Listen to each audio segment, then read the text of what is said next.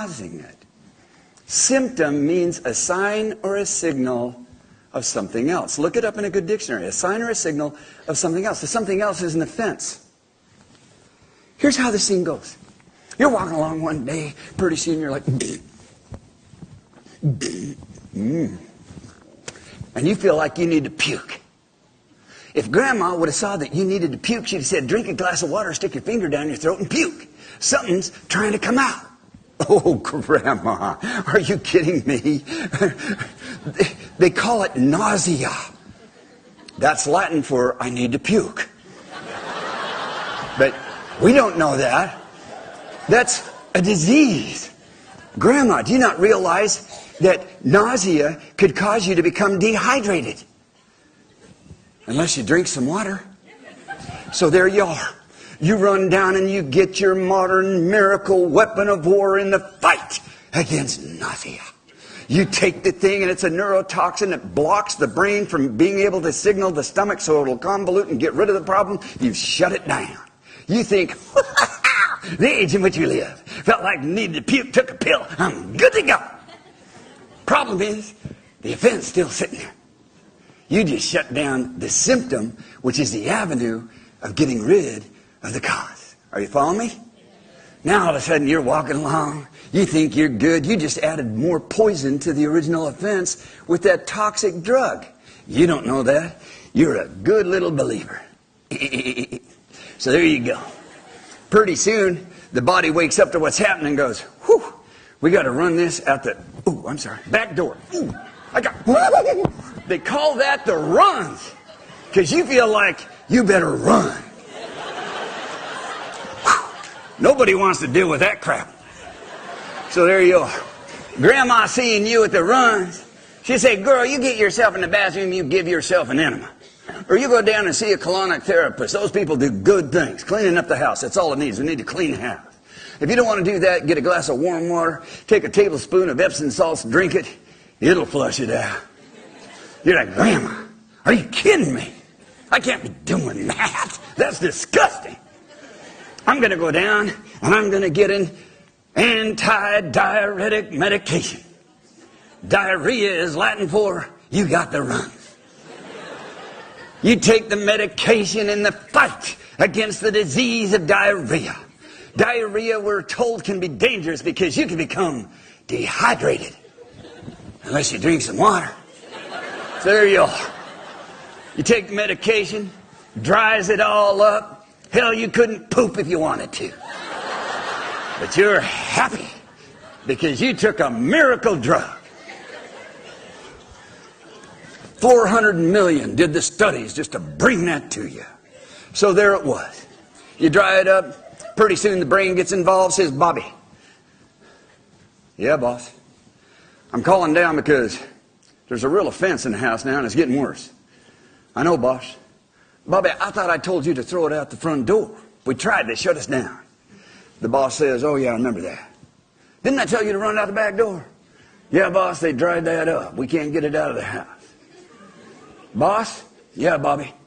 What are we going to do now? Well, Bobby, we're going to do the only thing we can do at this point. We're going to absorb it through the mucosal lining, through the colonic wall, put it into the interstitial tissues. We're going to get the lymphatic stream involved. We're going to collect it and we're going to shove it up to the lungs. It's going to take several months, but we'll get it there. Boss, why are you going to run it up to the lungs? Well, Bobby, when I designed the lungs clear back there in the womb, I created the ability of the lungs to create huge gobs of mucus. We'll surround it. I'll create a cough response. We'll hack it right out the front door. Bobby's like, I like how you think. So there it is. Several months later, you're walking along, coughing. You have lung congestion. You have a cough. Grandma seeing that and say, okay, that's it. You're staying home. This is going to take 5 to 7 days. You're going to rest. You're going to drink hot water with fresh lemon juice and some raw Australian organic honey. And it'll clear it out. And it does. Oh, Grandma. God, you are so silly. You're just old. And you run down and get your new weapon of war. You get anti-lung congestion medication. You get anti-cough syrup. You even get some real sweet cherry-flavored cough lozenges that you can just suck on all day. And after a while, 5 to 7 days, seems to clear it up. Boss called them. Bobby, they shut us down again. Yes, boss, what are we going to do? I'll tell you what we're going to do, Bobby. We're going to have to try to run this whole mess out of the largest organ of elimination and getting rid of stuff that we have. What's that, boss? The skin. It's going to take a year. Could take a year and a half. Pretty soon, you're going to have welts. You might have rashes. You might have eczema. You might have psoriasis. You might have a boil. You might have pimples. And you're going to think it's some kind of a mysterious disease.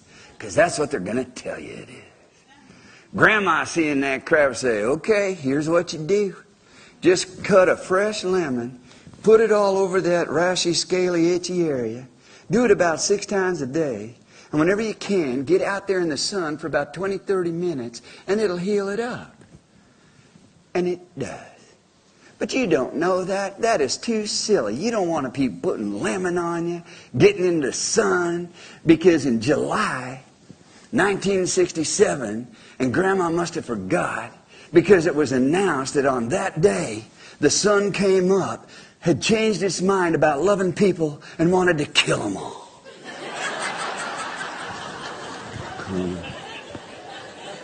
There's one. Oh yeah, baby. The sun's there to kill you now, people. So, there it is. You avoid that. Over time, you run down and you get your steroid topical creams. You start rubbing it on. It doesn't let the crap out of the body, and that's all it's trying to. The tubes are trying to clean the house. That's what they do. That's how you stay healthy and vital and alive, is venting, cleaning. You vent 24 hours a day.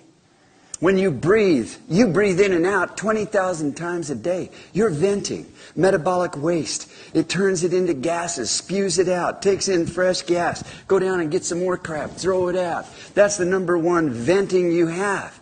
When you sweat, oh, I'm sorry, girls, they glisten. So, when you sweat, when you perspire, you're venting. You're cleaning the house. You're supposed to. You wear antiperspirant. You're going to have lumps. You're going to have problems. You're being set up. Google it.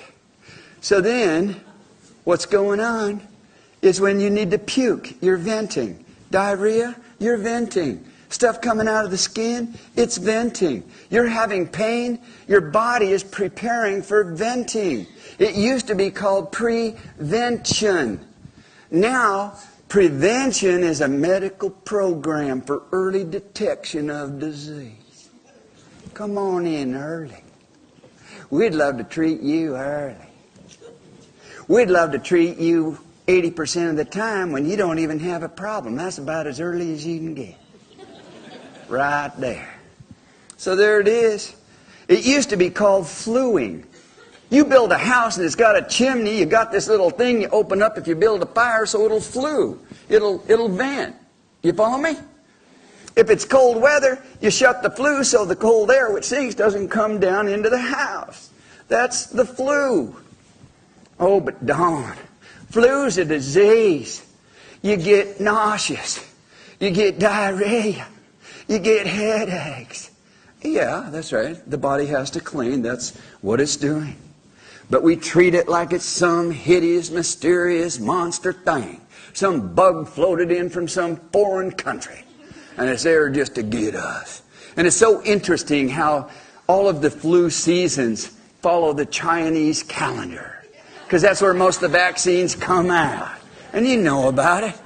2007, it was a year of chicken. We had bird flu. The next year was a year of horse, so we had horse flu. 2009, it's a year of the pig, so we got swine flu. I'm a little nervous about 2010 because it's the year of the cock.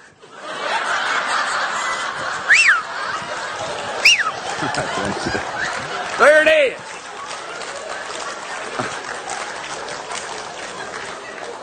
You suppress crap trying to come out your skin. It's going to drive it through the... I couldn't resist, sorry. It's going to drive it down through the epidermis, into the dermis, into the interstitial tissues. The boss is going to call and say, Bobby, they've shut us down again. Bobby will say, yeah, boss, what are we going to do now? Boss say, we only got one last thing we can do, Bobby. They're not stopping. They're fighting us every step of the way. They're not walking much. They're not drinking enough water. They're malilluminated. They're afraid of the sun. They're not doing anything, Bobby, to help us here. We're going to have to build an internal self-containment unit. A what, boss?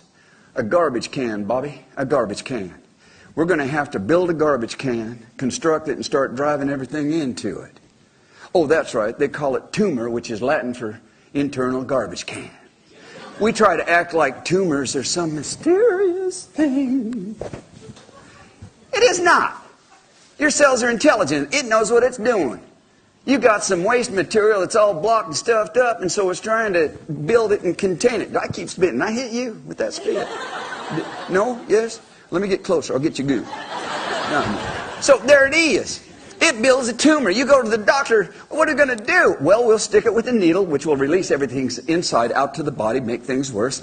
It'll cause inflammation and infection, but that's okay. We'll give you some antibiotics and painkillers, and then we'll send it off to the laboratory, which has a 70% false positive inaccuracy. We'll believe in it, and so then we'll cut the lump out. Oh, doctor, after you wake up the next morning, did you get it all? Yeah, we had to take a lot of good flesh out around it, but we got it all. Oh, thank you, thank you. Just take your pain pills, your antibiotics, and you can go home. Oops, nope, you picked up a golden staff. Stay here a little longer. Most dangerous environments on the earth is the hospitals, because they use more antibacterials and antibiotics in that environment than anywhere else on the earth. There are people that go in for a simple test and die within 72 hours because of the infection they get. And so there you are, doing your good little sheeple thing. You cut out a tumor, 100% guaranteed, you're going to have more. Because the boss is going to call down, Bobby, I thought I told you to build a garbage can. Well, did you? Well, where is it? We don't know. Somebody broke in one night and stole it. It's you. The boss says, Bobby, who in the hell would break into a house and steal a garbage can? He says, I don't know, boss. We think they were on drugs. There were drugs all around the site. That was it. What are we going to do now, boss? Bobby, if these things are going to be disappearing on us, then we need to build 3 more. It's going to take us about 9 to 18 months. All depends on where we decide to put it in its safest area to protect this body we're dealing with. But we're going to grow some more. How many know that that happens all the time? So now they go in, they can either decide to cut it out again, or they radiate it. All of these procedures are cancer-causing, and they know that. You wind up with chemotherapy. Those are some of the most dangerous, toxic carcinogens that you can take into the body. But the whole philosophy is, fight fire with fire. This is a war. They think they're going to kick our butt. We'll kick their butt. Pretty soon they're burying you. Hey, we did all we could do. Thanks for coming in. Leave the check on the table. And it's sad. It breaks my heart. Because I've had the beautiful but heartbreaking experience of seeing the truest truth of the abilities of the human body to heal itself, to complete itself, to clear itself. But it's only when we understand principles of health in its simplest form